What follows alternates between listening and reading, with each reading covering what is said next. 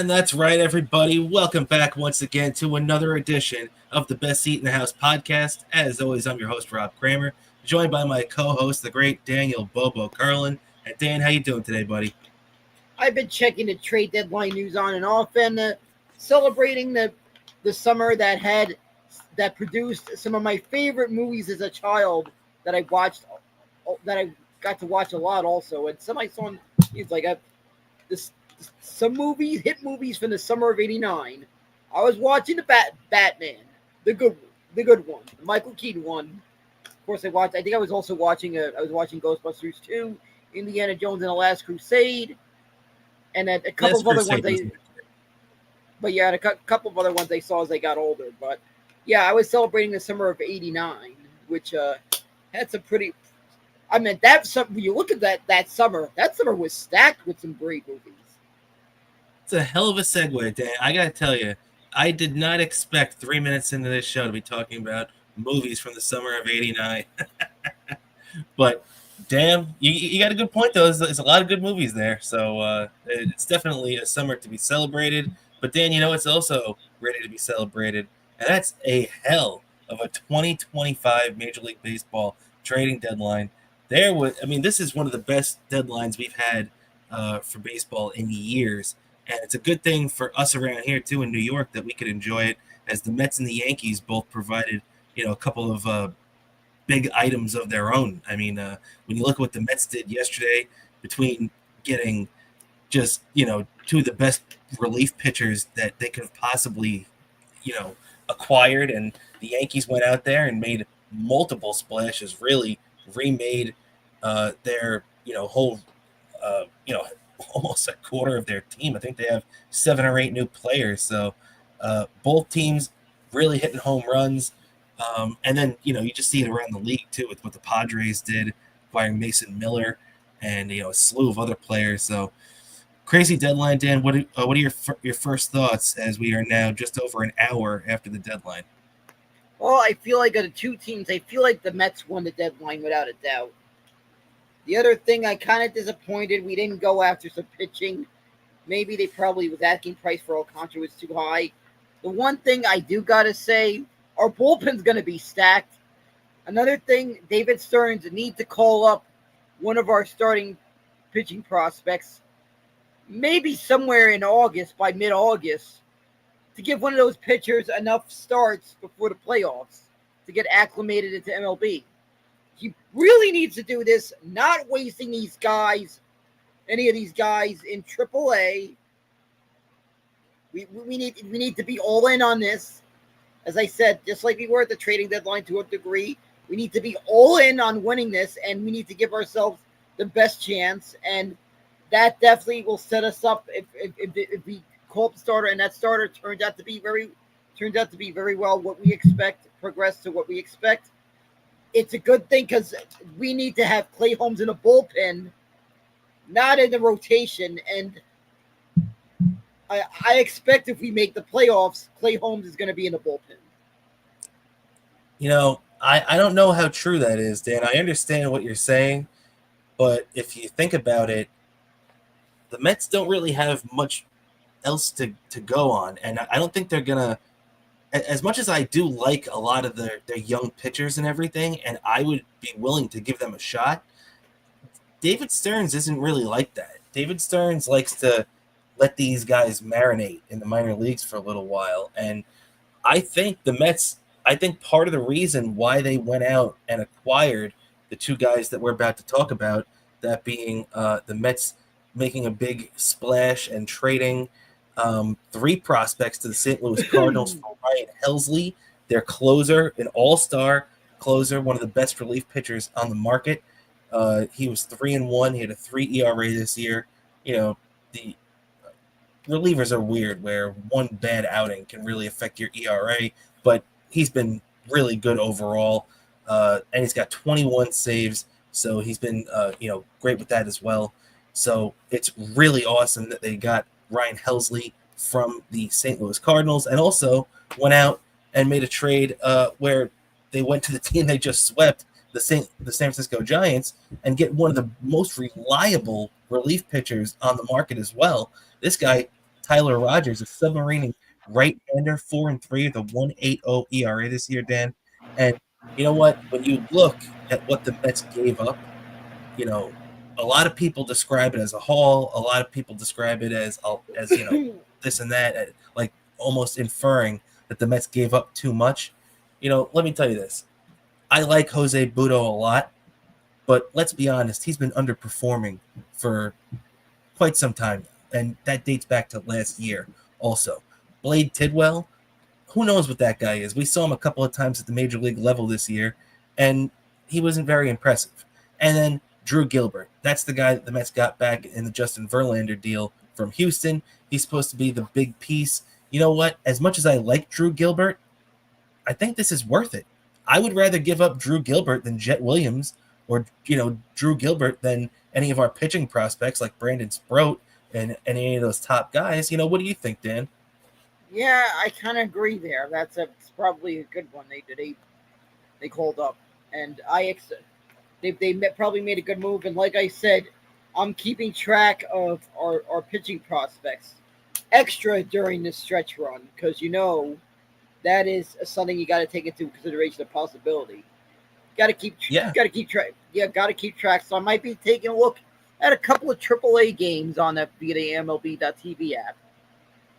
Yeah, but Dan, what I was getting to though is that I don't think there's going to be room for Clay Holmes in the bullpen, to be honest.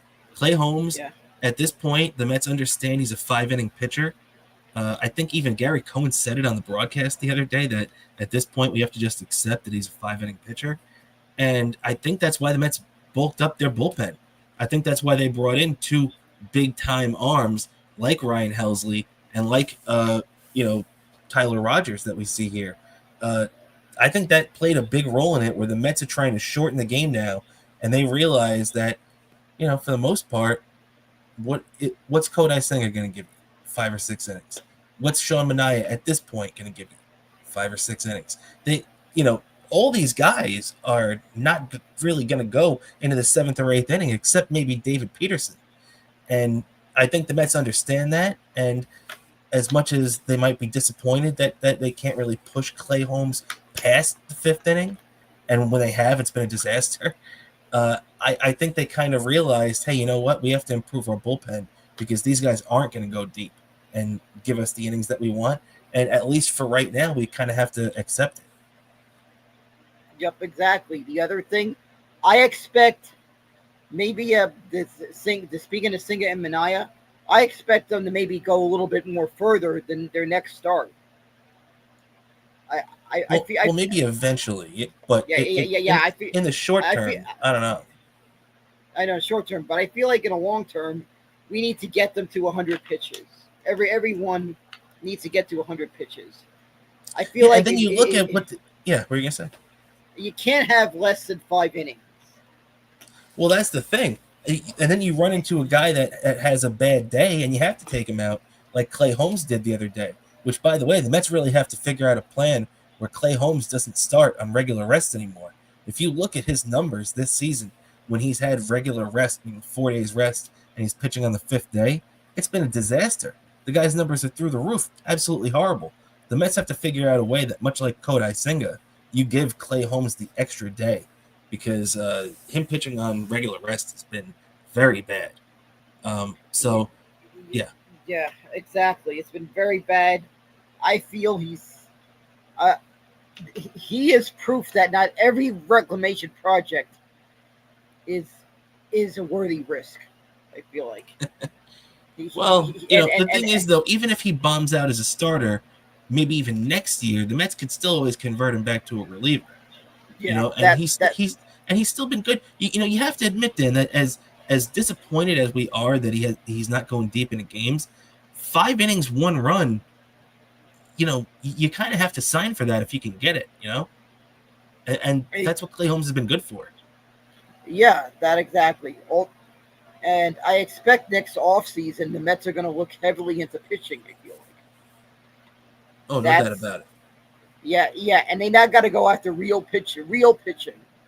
I feel like Steve Cohen needs to lay down the hammer on Mr. Big Nose and show him they got a 2-year window. go get real pitching. I feel like they have a 2 to 3 year window for this. Well, if you look at their team now too, Dan, specifically the pitching, it's really up in the air for the relievers at least too. When you look at basically their whole bullpen is free agents. Brooks Raley, free agent. Tyler Rogers, free agent. Ryan Helsley, free agent. Ryan Stanek, free agent. The only one that's not is Reed Garrett, because even Edwin Diaz can actually opt out after this year if he wants to. He could opt in, and I think it'd be the last 3 years of his deal if he decides to opt in with that. So the Mets would have him for the next 3. But if he continues to have this great season he's having so far, and let's say he wins reliever of the year or whatever, he might just opt out and try to get more money. And hopefully the question, is he Scott Boras? I believe he is. Oh, great. So he's definitely going to opt out. Scott Boras, means opt out. Let me see. I'll double check that right now, but I'm pretty sure that Edwin Diaz is Scott Boras. But, I mean, either way, Dan, it's something that you have to consider, because if he has this great year, I think any agent would tell him to opt out of his deal, because as much money as the Mets are willing to pay him right now, there are a lot of teams around the league, as we saw on the deadline today. The price for relief pitchers is through the roof. Even starting pitching, me and you are still old school baseball fans, so we still always want the dominant starting pitcher, the Jacob deGrom, the Matt Harvey, the Dwight Gooden in the day, the Tom Seaver. Those are the guys that we look back on, but it's really a relief pitcher's world now. Yeah, exactly. And that's the thing I'm concerned about, is the relievers getting worn out in the playoffs. I feel that's what happened last year. Well, the thing is, by the time the playoffs roll around, you have to remember, I don't think it was the getting ran to the ground. I think the fact that most of the Mets bullpen last year, outside of Edwin Diaz, was trash. And then you put them up against the middle of the road at best. Ryan Stanek is decent. He's not great. He's still good to have in this bullpen right now, but they had him in all the high leverage spots. That's not the type of player he is. So, and for a lot of those guys too. I mean, Phil Maton, he's not bad, but he just got traded by the Cardinals today too. He's actually had a pretty good year, but these guys are all hit or miss. You know what I mean? Even Maton, when the Mets got him last year, was a lottery ticket. Nobody knew what they were going to have him, because he had a bad year before that. Yeah, exactly. So I feel like the Mets need to be able to get the chaos and keep the game close. Not have, as long as the pitching in the field wear out, they can keep the game close. That's their best chance against some of these tough opponents in the Dodgers and the Padres and the Cubs and the Yankees. The 3 teams that are going to be the tough opponents in the playoffs. Yeah, no doubt about it, man. And the Mets made another big move too, which I'm sure a lot of fans were happy to see, because they're obviously we're very disappointed that we didn't acquire a starting pitcher. It would have been great too, but the starting pitcher market this year never really developed. It was very, very strange this year. It was really hardcore for relief pitchers, not too much on starting pitchers. You saw a couple of them get dealt, but not like it's been in the years past. So, what were you going to say? And then some of the ones we predicted were going to be in the market going into the season, those teams turned out to be in contention. Like we thought Luis Castillo would be probably around the deadline. The Mariners turned up unexpectedly in contention, probably middle of the road. And did you see what the Mariners have done too? By the way, for a second, let's detour on some of the teams that have really gone crazy. The Mariners added Naylor, the first baseman, and Eugenio Suarez at third base. They got 36 home runs, and you add that to that team, the Mariners are dangerous, man. What do you think about those deals? That is just something right there. They're gonna be one of the teams that are gonna be.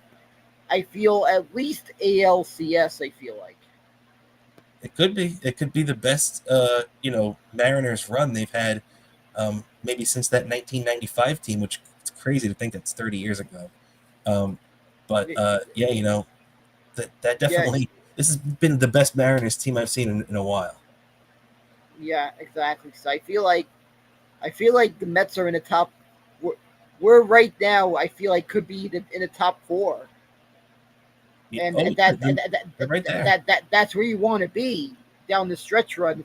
Is the top four because I feel like any one of the top four, the Mets, the Dodgers, the the Padres, probably the Philly, the Mariners, the Blue Jays, the the Yankees, and and uh, and and uh, and the Anaheim. I feel like are the top four. Anaheim? I feel like they're like kind of like a wild card in this. I don't know about that, but But I know they'd be happy to hear that from you though.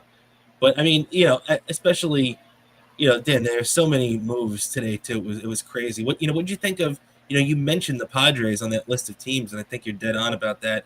Obviously, we'll talk about it in a second. The Mets just got their teeth kicked in by by San Diego the last couple of days in a 3-game sweep out there at Petco Park. But what did you think, Dan, about the Padres now have added a bunch of different talent, and they usually go for it, and they have. But among them, they added. The elite closer from Oakland, or formerly of Oakland, Sacramento, whatever you want to call them. The Athletics closer Mason Miller joins the San Diego bullpen, which already was the best in baseball, and now they get this guy added to it. And on top of that, they add the DH from the Orioles, the All-Star Ryan O'Hearn, and they also add outfielder Laureano. I forget whatever his first name is, Laureano, but he's another good player too.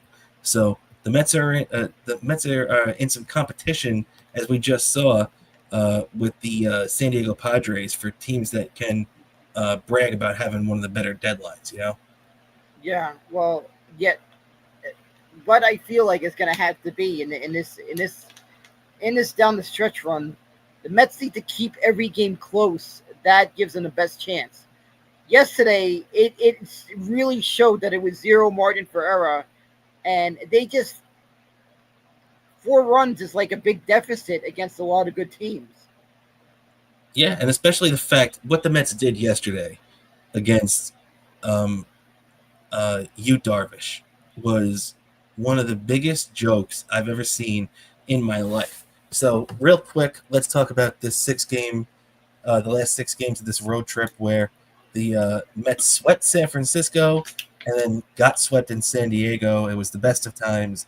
It was the worst of times as the Mets went out there and really, Mark Vientos hits a grand slam on Monday night to put the Mets up 5-1, and it looked like they were going to dance all the way home to having at least a winning road trip, and didn't end up that way as they go out to the rest of San Diego. They blow that game because Frankie Montas decided to stink the joint up after he got a 5-1 lead, and then the rest of the wheels just kind of fell off over the next couple of games. Dan, so you know San Diego is going to be some major competition. Yeah, exactly. It's going to be major competition, and I feel like the Mets need to pitch better. What happened yesterday on Monday really showed that how much we needed to make those moves that improved their bullpen. And Yeah, the bull. I, Yeah, I, I expect more showing up to avoid what happened on Monday. That game felt very winnable if we had pitching that could get us key scoreless innings, which on Monday the Mets failed to do the entire game, I feel like.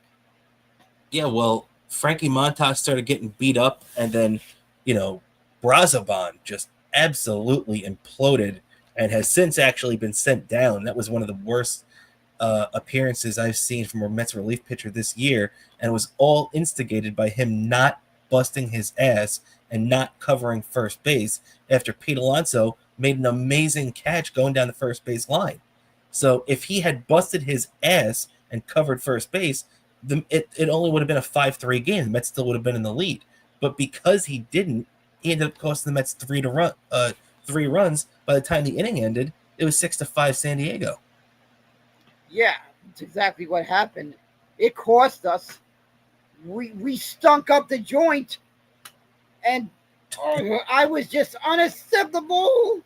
And I nearly destroyed my TV after that game. You have no idea.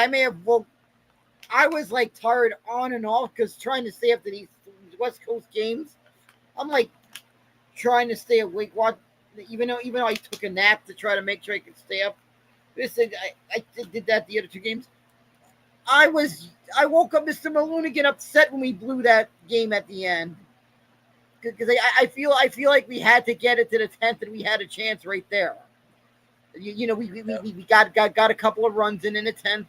Had Diaz come in, who's good at getting key outs with runners on base. And it just freaking happened, and we stuck up. And I feel like that game on Monday was demoralizing to the Mets. And on top of that, giving up too many runs against Darvish, which I might not buy too high into Darvish's record because he just shows up. He has a good outing out of nowhere, Darvish. Yeah, always against the Mets. The guy dominates the Mets. And it was a joke, too, by the way. And I know what you mean. Don't look at his numbers. But I agree with that most of the time. But Darvish, his previous outing got his face kicked in by the St. Louis Cardinals, who stink. And he was 0-3 with an ERA over 9. The fact that the Mets got shut out over 7 innings by this guy, and they didn't touch him, and they didn't come close to touching him. 2 hits, 7 shutout innings. That's a disgrace. And the good thing, the good news is, Dan, that they brought in some help to try to alleviate the tension for the offense. And that's what the Mets did by trading 3 prospects to the Baltimore Orioles. The second trade they made with the Orioles after getting Gregory Soto about a week and a half ago. They're bringing in Centerfielder, former All-Star, former Silver Slugger, Cedric Mullins. Obviously, you look at the numbers, the batting average isn't great, but 15 home runs, 49 RBIs means he's at least putting the ball in play and making things happen. 14 stolen bases. I'm excited about this. Say what you want about Cedric Mullins. I know a lot of fans were pulling for Luis Robert Jr. I don't know why. I don't want Luis Robert Jr. I think he stinks. Maybe I'll be wrong. Maybe Luis Robert Jr. will go out and tear it up over the next year until next year's deadline and make me eat those words. But I think Luis Robert Jr. stinks. And to be honest, say what you want about Cedric Mullins, he's better than Tyrone Taylor. Tyrone Taylor can't hit for anything. At least this guy is giving you something in that center field spot. What do you think, Dan? Yeah, exactly. I feel like this guy is good at putting the ball in play. He's good at getting on base, and that's going to be a real key. Plus that I hear this guy steals a lot of bags. He had 14 steals. He had 30 steals last year. I feel like we haven't had a guy with that impact since, dare I say it, Jose Reyes. Well, Francisco Lindor had a 30-30 season last year. Oh yeah, that's right. I forgot Lindor was a member of the 30 club, joining three Mets who are he's one of 3 Mets part of the 30-30 club, which was actually, you know what? Actually 4, because I know David Wright had that 30-30 club season, and I know Darryl Strawberry and Howard Johnson were 30-30 club members. You know what, though, Dan, I am wrong about that actually, because he actually only stole 29 bases last year, but he had a 30-30 season the year before. Oh, all right, Kirk, stay correct. So he's a 30-30 club member. So we have 4 Mets who have been a part of the 30-30 club. Exactly. He's one of them. So, so look, I'm a big fan of Cedric Mullins. I think he's going to do,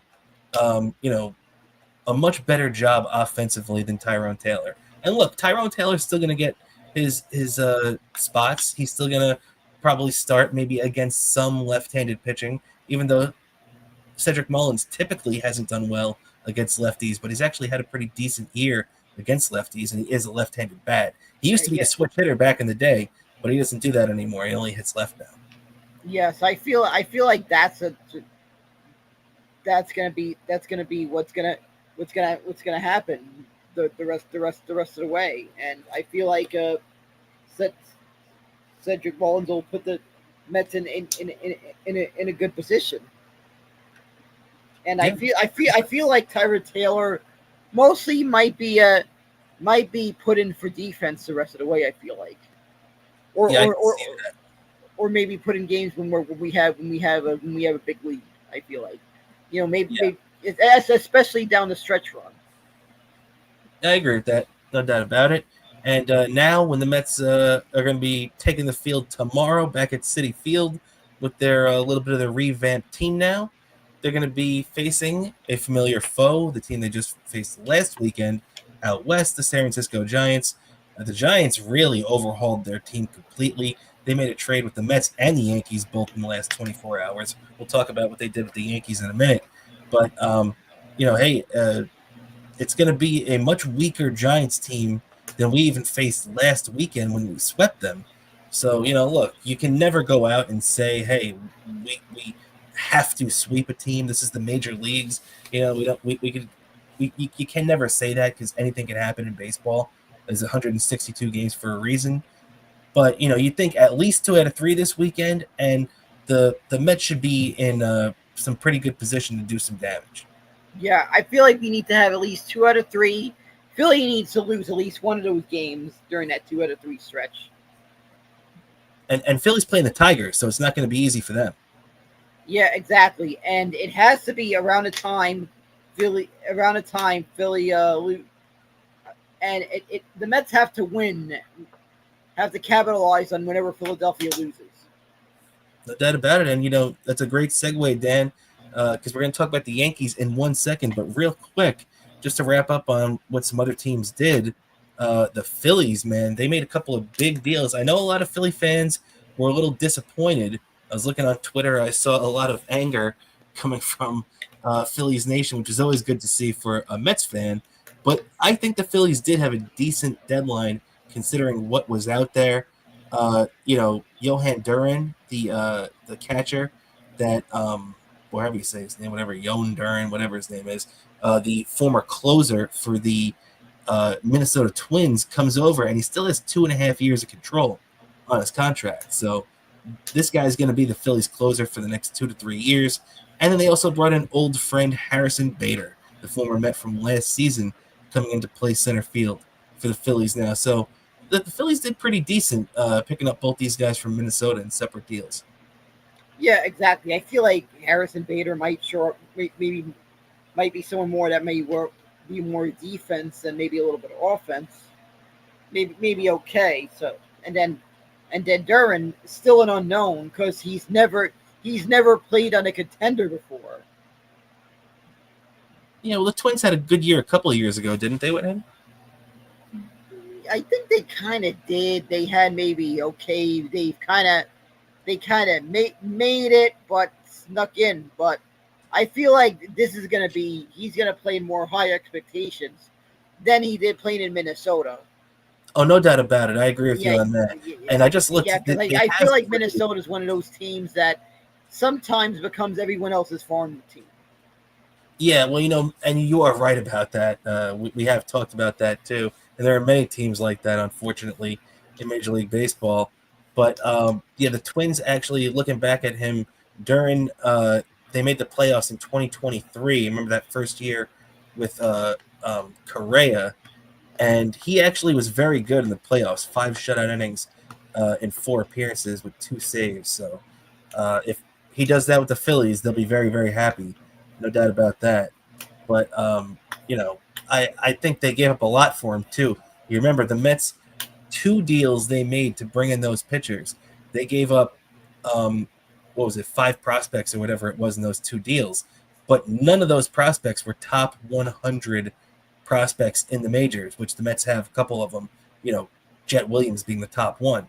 The Phillies gave up 2 to get this one guy, not including Harrison Bader because he was in a separate deal, not for as high-level prospects. But, the Phillies gave up 2 top 100 prospects to get this guy, and that's a steep price to pay. And, if I'm going to look at it from the Mets' point of view, I think I'd rather do what they did, where we didn't give up any of our top guys and got 2 really good relief pitchers, no doubt about it, rather than just one. Yeah, exactly. That's what we needed to do. The other thing I feel is a key thing for the Mets is that when you look at prospects, Jet Williams, I feel like maybe needs some more. They need to have him more and get reps in the outfield. I feel like, yeah, because the infield's going to be log jammed. Make up their mind what they're going to do with Williams, because I feel like there might not be room for Jet Williams on this team. No doubt about it, man. And that's why, too, you have to always evaluate where your team is and what your farm system is, too. And, what I have to say, too, Dan, is guys like me and you have been saying that David Stearns has to do things. He has to do things. He has to make something happen. And we have to give the man his due. He traded some prospects today that I know some Met fans are not happy about them trading Drew Gilbert. And look, I like Drew Gilbert a lot, too. But guess what? Tyler Rogers is worth Drew Gilbert. And for, Helsley, the Mets didn't give up anything, near what I would have thought would have taken to get a guy like Helsley. Sure, they gave up Jesus Baez, the number 8 prospect. That was the highest prospect they gave up. Still, like I said, not a top 100 prospect in baseball, though. Just in the Mets system, he was number 8. And look, I like a lot of the Mets prospects. I was not that well-versed on Jesus Baez. So I don't think that guy's going to be that great. Yeah, exactly. So they definitely made the right call on that. And we're gonna see what happens during this stretch run, and it's gonna be really interesting. And I expect Met fans, I know this thing to turn out well in San Diego, but pack the fucking ballpark. Pack the ballpark. Well, they've been doing it all year, Dan. I don't think it's going to stop now. Yeah, exactly. Keep doing it. Keep doing it. Propel this team, and I'm probably going to make. And I think and looks like the Grimace needs an offering of me consuming a shake before tomorrow's game. Okay, last thing on the Mets before we move on to the Yankees. What is your grade for David Stearns this trade deadline? I feel like this one has to be a B+. B+, okay. You're a tough grader, Dan, because I got to tell you, I consider myself a tough grader too. I'm going to give the guy an A. I'm going to give David Stearns an A. When you go out there and you give up as little as the Mets did to get 2 of the best relievers in Major League Baseball, I tip my cap to you. I'm not even counting Cedric Mullins. He is, and even Gregory Soto. Both of them are just the cherries on top. The other 2 guys, Helsley and Rogers, that's A material, my friend, in my opinion. So hats off, David, because combined from best seat in the house, you got an A-, if you average it out. So yeah, exactly. And if the Mets win the World Series, David Stearns, I will buy you an entire pizza pie. An entire pie. We will buy you an entire pie. Whatever your favorite pizza place, an entire pie. Your favorite pizza place in New York. I'm here. I'm with that. I'll second that. As a matter of fact, I'll buy the second pie on top of that. So we can have a real pizza party post that World Championship. And, all right, and yeah, we'll get you a pie if you don't mind. If you don't mind joining us for pizza, exactly. And now there's another team, Dan, in town that's looking to win a championship too. They got to the World Series last year and came up short against the eventual champion Dodgers. But the Yankees have really thrust themselves back into things, really constructing, maybe not quite the super bullpen they used to have when it was guys like Chapman and Betances and, just those dominant guys they had at the back end for all those years. David Robertson included for a little bit. But the Yankees went out and picked up David Bednar, the closer from the Pittsburgh Pirates. They got him for 3 prospects. Once again, just like the Mets did, the Yankees didn't give up anything earth-shattering. Their main guy that they want to hold on to is a center field prospect named Spencer Jones, and they did just that. He stayed with the Yankees, which I thought the Yankees might crack and trade him. I'm glad for the Yankees they didn't, though. I think it's going to be a good move hanging on to that kid. But 3 prospects for David Bednar. He's had a good year, as you can see, 2-5, 2.37 ERA, 17 saves. He's been up and down in his career, but it looks like he's really straightened it out so far this year. So adding this guy to the back end of the Yankees bullpen to go along with Devin Williams and Luke Weaver and just those other power arms at the back end of the Yankee bullpen, this just makes it better. Yeah, exactly. They needed to do that, and the Yankees looked like they did what they probably needed to go back to, and not valuing some of their homegrown prospects. It's probably a key element to the winning formula.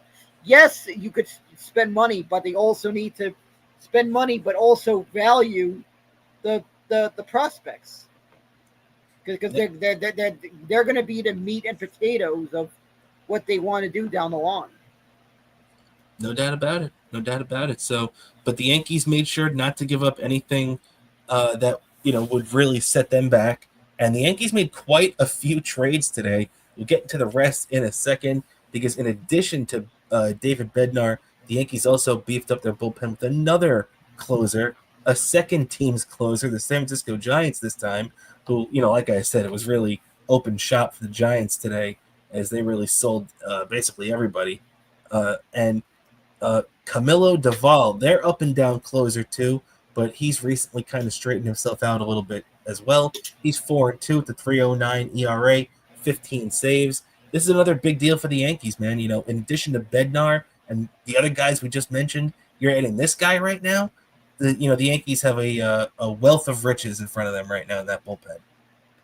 Oh yeah, without a doubt, they got plenty, and they got plenty. And the only question is going to be is, can they catch Toronto? Because Toronto looked like they beefed themselves up. I feel like maybe correction. I forgot about Toronto. It's going to be in the top 4, and they're going to really. Toronto's going to be a tough competition. The Yankees trying to keep pace, because I feel like once you've reached 3 games behind, that's when it gets tough to try to catch up. Especially now when you don't play each other as often as they used to. That's going to be it's just zero margin for error. No doubt about it, man. And the Yankees cannot get on a long losing streak. No, like they did about a month ago, that really put them in this position to begin with. By the way, speaking of the Blue Jays, did you see the big deal they made earlier today, where they actually traded for a guy who hasn't even appeared yet this year in a major league game, and that's Shane Bieber, coming off the former Cy Young Award winner for the Guardians, coming off Tommy John surgery, has been rehabbing in the minor leagues. Looks like he's about a start or 2 away from getting back to the majors, and the Blue Jays have added him to their rotation now. So that is a big, big piece for them. If Shane Bieber can look anything like the Shane Bieber that we remember from a couple of years ago, that is a scary thought for the rest of the American League. Yeah, exactly. And I think isn't he a free agent at the end of the season?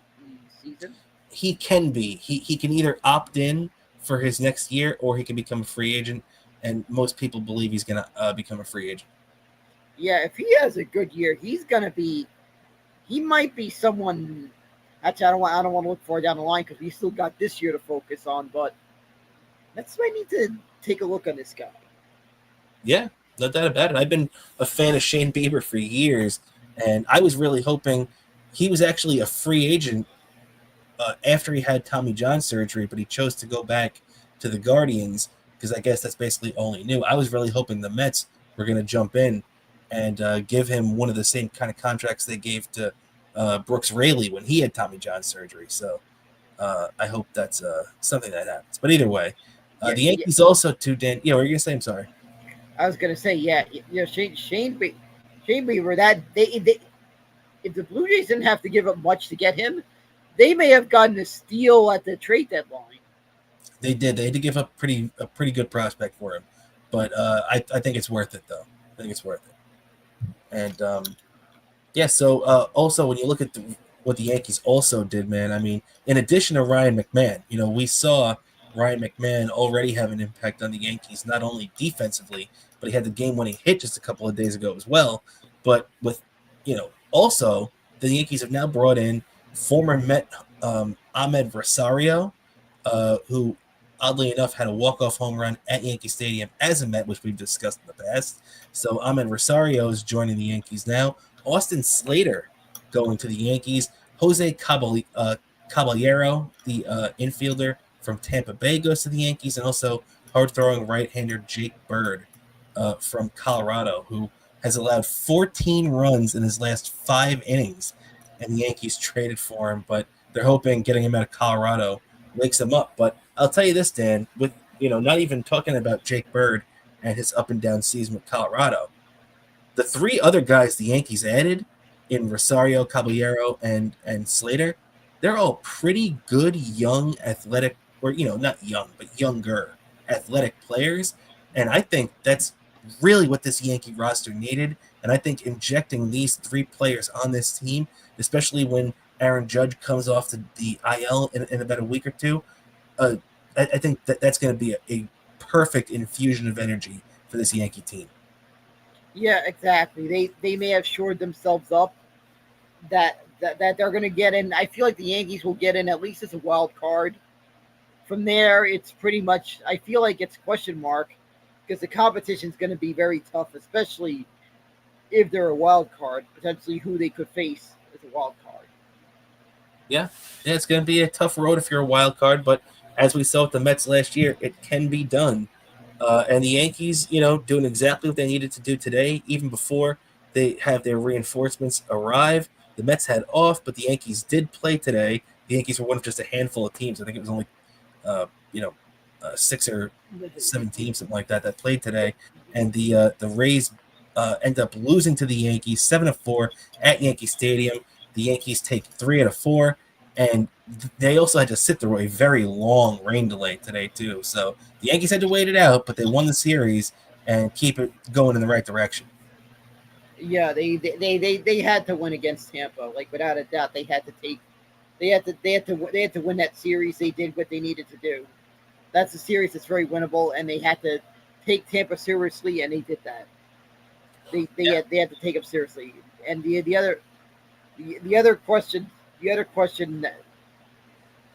that's gonna be against the other. Oh wait a minute. The other thing I was gonna ask about the trade deadline. What's the proximity of when the guys, the Mets, got in the trade? Are they going to be ready for tomorrow's game? They haven't said yet. But I would believe that probably all 3 guys are going to be ready to go tomorrow. But they haven't officially said it yet, too. I watched David Stearns' press conference right before we came on the air. He had his press conference about 6:30, 6:35 they went on. And it went on until about 10 to 7. And he didn't mention if they were going to be there, but I believe they will. But they haven't officially announced it. But so the Yankees, what were you going to say? Yes. So I feel like that there's probably a good chance because of the off day to today. Yeah, that's exactly what I was thinking too. So, but good news for the Yankees though, Dan, as Giancarlo Stanton, with Aaron Judge out, the Yankees are going to need somebody to step up, and Stanton is the guy that has to do it. And just like he usually does in the playoffs, he came up big time today for the Yankees, cracking a 2-run home run in their victory. So that's his 8th of the year. The big thing is, too, over the next couple of months is just getting Stanton ready for the playoffs. Let him get his reps in, let him get on a good hot streak, and let him get comfortable because the Yankees are going to need him in the playoffs. Yeah, without a doubt, they're going to need Stanton in the playoffs. They did. That was the right move. They did. They got it done.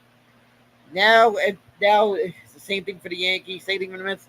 It's all going to be down the stretch runs, and they can't have a long losing streak in August. I feel like if they have too many long losing streaks in August, it's going to bite them in the ass in September. Oh yeah, you cannot have extended losing streaks, no doubt about it, especially in August, and especially being down with the Blue Jays like they are right now.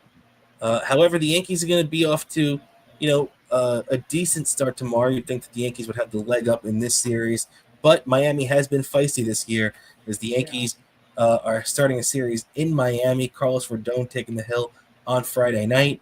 The thing is, though, Dan, the Marlins have been feisty this year. So once again, just as we have the last couple of weekends where I was rooting for the Yankees when they played the Braves, I was rooting for the Yankees when they played the Phillies. You know what? I'm going to be rooting for the Yankees to beat Miami this weekend too, because I'm sick of seeing the Marlins hang around there. I want to see them drop back down in the standings again. Yeah, exactly. And a head warning to Yankee fans: you guys better they better take Miami seriously, because let's face it, Miami is scary when they're out of contention. Yeah, and they're not out of contention. They're scary when they're in contention, because the few times they've won the freaking World Series. But even when they're not in contention, like you said, they are still scary. But they are in contention right now, only a couple of games under 500. You would have not thought that a couple of months ago. They were buried in the standings, but they're actually above Atlanta. They're above. They're in third place right now in the NL East. So they are definitely in the wild card hunt as we see it right now. Yeah, and speaking of teams I'm shocked didn't sell, I was surprised that Atlanta wasn't in sell mode. Yeah, Atlanta went out there and made a couple of moves. Nothing that big, but they did buy, if you were going to call it that. And yeah, I was a little surprised by that too. But I think especially that is the third wild card is great, especially if you're a Met fan last year. It's the thing that led us in the playoffs. So you have to love the third wild card for that. But the third wild card also hurts things like the trade deadline now, because there are a lot of teams that are, under 500 and still consider themselves one hot streak away from getting back in the playoff hunt. And that's probably exactly. I feel like it hurt what's available, and I feel like it's just completely changed the trade deadline, because I know probably if we go back maybe a couple of years ago before we had this third wild card, I feel like maybe the Mets probably could have pulled off a move like an Alcantara. They could have pulled off a move. There's a lot of pitching that probably would have fell into their hands if the third wild card did not exist. No doubt about it. And Alcantara too is a weird case where he's still got a couple of years left on his contract, so it wouldn't have just been for this year. And I think that's why the Marlins held on to him, because I think the Marlins kind of figured, why are we going to trade him right now when his value is at an all-time low? It's actually kind of a smart move by the Marlins, because, despite the fact that I heard over the last week, everybody trying to push the fact, Alcantara's thrown 12 innings, 12 straight shutout innings now. He's, 7 innings shutout ball 2 weeks ago. Now he's got, 5 innings shutout ball in his last start. So people were all looking into that. And I was thinking to myself, as much as I do like Sandy Alcantara and I would trade for him right now, I would not be giving up that much for him. Because realistically, especially if you're the Mets, you have to look at it this way. Trading in the offseason is different. If you're trading for him right now, you have to be certain that this guy is making a start in the playoffs for you this year. You know what I mean? You have to be 100% positive. And you don't know what's going on with Sandy Alcantara right now. Is he healthy? Is he not healthy? Is he going to hit a wall because of the Tommy John that he's just coming back from? And is he a better or not better option than the other guys you got that would probably get a nod before him, that being Senga, Minaya, and who would be the third guy? Senga, Minaya, and David Peterson. Yeah, exactly. And I feel like Sandy Alcantara is a name that might, depending how he does during the stretch run, is going to be heavily looked at during the off season. Yeah, and it's probably not even going to happen during the offseason now, because if I'm the Marlins, I'm waiting to the deadline when his value's at its highest, and you want him to show not only in the second half this year, but in the first half next year that he's fully healthy again and pitching well. Because let's not forget, his numbers this year have sucked up until his last couple of starts. So he's been terrible this year. So, I wouldn't give up anything major for him right now. Yeah, exactly. So I feel like maybe he's probably going to be the Marlins are going to eventually trade him, depending how it is between now and the next trade deadline. So he's a name that's got to be looked at down the line. No doubt about it. He'll be in the mix for the Mets, just as many others have. And the Yankees tomorrow, as you can see too, Carlos Rodon in Miami. That'll be interesting to see where that goes. All right, Dan. Last thing I wanted to talk with you about before we get out of here is we got NFL training camp going on, and we got some interesting reports coming out of both our camps right now. Me being a Jet fan, you being a New York Giants fan. Real quick on the Jets, I did want to get your thoughts. There's a lot of feedback coming back. The Jets obviously brought in Aaron Glenn, their former cornerback, all-pro cornerback, as a matter of fact, and he is coming back to the Jets now with a little bit of that hard-nosed style, echoing the Bill Parcells kind of mindset that he's trying to instill here on this modern Jets team. And a lot of players are really liking the hard contact practices. They've said it's been a hit. Jermaine Johnson, I know, was excited about it. I heard Quinnen Williams. I'm sorry, not Quinnen. His brother Quincy Williams specifically was really excited about it. So I kind of like it, Dan. I have not liked these new age, low contact, low exertion practices. I think we need more of this old school stuff. Yeah, exactly. They need more of this old school stuff, and I feel like it's gonna pay the Jets dividends, maybe in the long run, maybe even into next year. Because I feel like this year is a very key building block year for the Jets. They need to make a big step forward after last year, and I expect this coach is gonna carry them into a big step forward.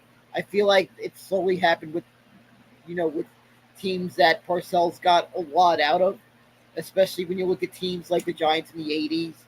I mean, he won 2 Super Bowls. He was able to make that progress. That's what this guy needs to do, is make that progress on this team to get to the promised land. Yeah, you're right. You need to see those steps in the right direction. I'm totally with you on that. So, hopefully these new style Aaron Glenn hard contact practices work out for the Jets. And then also, Dan, over at Giants camp, finally, we hear really good things about Jaxson Dart. I was watching some, WFAN was out at Giants training camp today. I saw a couple of interviews going around. Really, really high marks on Jaxson Dart and how the front office was all in lockstep about how impressed they were with him and how much they liked him and how they were willing to basically put their jobs and reputations on the line to come back into the first round and take him. And, I think it's, and it just goes to show that he's also been putting some good touch on passes. He's been really praised, widely by the Giants staff and his fellow teammates. What have you thought of Jaxson Dart so far, Dan? I feel like Jaxson Dart is really impressed. He's making a lot of progress. I'm not saying start the guy week 1. I feel like they need to still do the same thing, similar to what they did with Kurt Warner and Eli Manning. They need to stick to that plan, I feel like. That is, I feel like, a key thing. They can't rush this guy into it. And I feel like they need to also maybe get this guy enough reps in a preseason, I feel like. That's going to be a key thing. Jaxson Dart needs to get enough reps in preseason. I saw that. I saw him maybe a little bit overthrown, but I could tell he's a rookie, but I saw him. He's making progress when I saw him in the training camp. So I expect more of that. Yeah, absolutely. So it's going to be interesting to see how they handle the Jaxson Dart situation, but definitely off to a good start. And Obviously, him and Russell Wilson getting along well together, and that's the perfect learning tree for Jaxson Dart to sit under early on in his NFL tenure. So the first round pick, really coming off well early on in his Giants tenure. So, Dan, I think that's just about going to do it for us here tonight on this trade deadline edition of Best Seat in the House podcast. There's a lot of action that we covered. But before we get out of here, anything you'd like to plug for yourself? Sure, my Twitter account, Bobo103NYC, Instagram, Bobo718DK. And also check it, subscribe to our Patreon, where you get access to great stuff like Trackside Minute, and also check out my YouTube, Daniel Curlin. Remember, subscribe to Patreon, get early access to video, anything I upload on YouTube. There's going to be some things down the line that I have that I'm planning in the works, because there's going to be some people that are going to be in some of my videos with that when they're available, and we got things set up for that. It's going to be happening, and you'll get early access whenever I upload YouTube videos, so be on the lookout for that. And that's right. And support our Patreon, because it's only $5 a month. The cost of a round trip on the subway might be less than that, because I hear the MTA might be raising the price of the base fare for one way could be $3, according to what I heard. But fucking cocksuckers at the MTA. But that's a whole other story. And jacking up the prices for crappier and not much service improvements, despite jacking up the prices. But that's a whole other thing. That's right. And all right, so that's going to do it for us here on the show tonight. I want to thank everybody for hanging out with us here on this trade deadline edition. And so that's going to do it for my co-host, the great Daniel Bobo Curlin. I'm Rob Cramer. This is the Best Seat in the House podcast, everybody. We'll be back with you on Sunday on Patreon for all of our subscribers, patreon.com/Best Seat in the House podcast if you want to get in. Thanks again, everybody. Have a great weekend. I will catch you next time.